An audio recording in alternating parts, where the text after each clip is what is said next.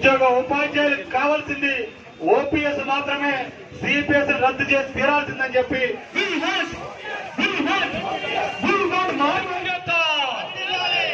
ఏసీలో ఉన్నారు అందరూ కూడా సంఘానికి ఒకళ్ళు ముందుకు వచ్చినట్లయితే కార్మికుల ఐక్యత, వర్ధిల్లాలి ఉద్యోగుల పెన్షన్దారుల కార్మికుల ఐక్యత, వర్ధిల్లాలి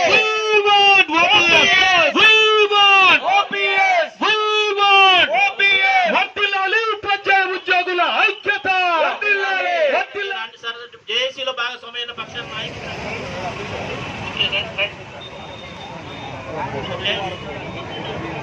ప్రతి సంఘంగా డిపార్ట్మెంట్ సంఘాలు కాదండి, జేఏసీలో భాగస్వామ్యాలు ముఖ్యమైన బాధ్యతలు టీచర్ సంఘాలు, ఉద్యోగ సంఘాలు 4 ఉన్నాయి. డ్రైవర్ సంఘాలు, క్లాస్ కోర్సు, టీజీఓస్, టీఎన్జీఓస్.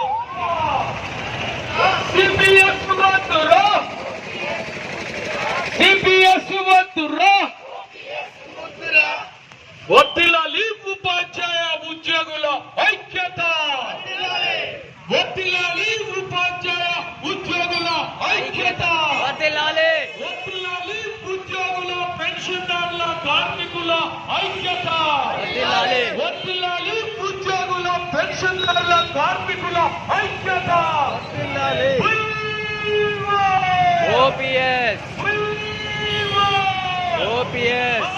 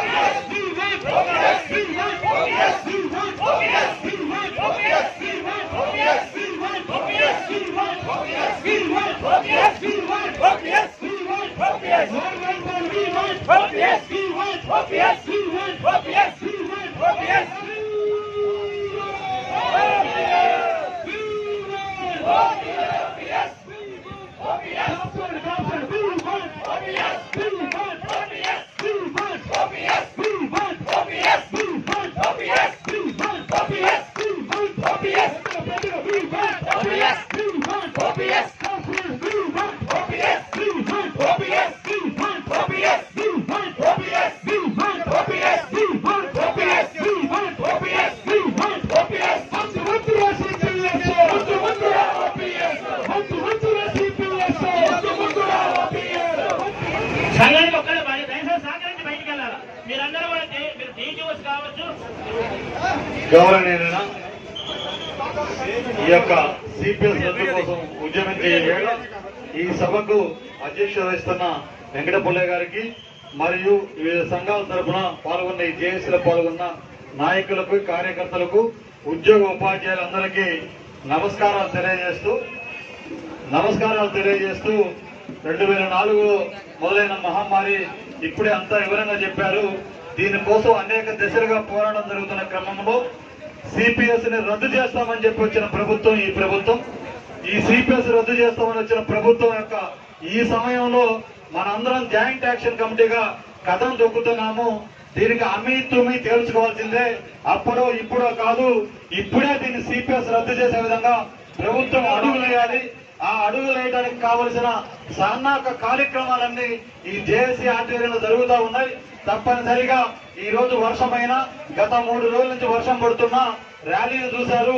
ఇది జిల్లాలో జరిగే ఈ సందర్భంగా జరిగే ర్యాలీలు కానీ, ప్రదర్శనలు కానీ, కార్యక్రమాలు కానీ తప్పనిసరిగా సిపిఎస్ రద్దు కోసం మధ్య మార్గంగా ఇంకే పిఎస్ అని చెప్పి అనేక ఆలోచన చేస్తున్నారు.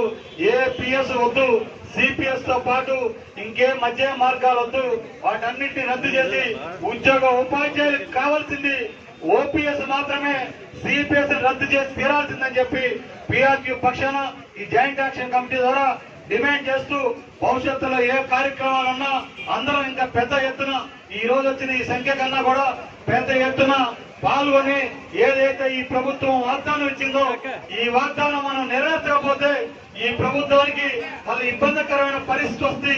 ఏ ప్రభుత్వం అయితే ఉపాధ్యాయ ఉద్యోగులను దూరం చేసుకుంటే గతంలో ఏ పరిస్థితి ఉందో ఆ పరిస్థితికి మేము వెళ్ళకూడదు.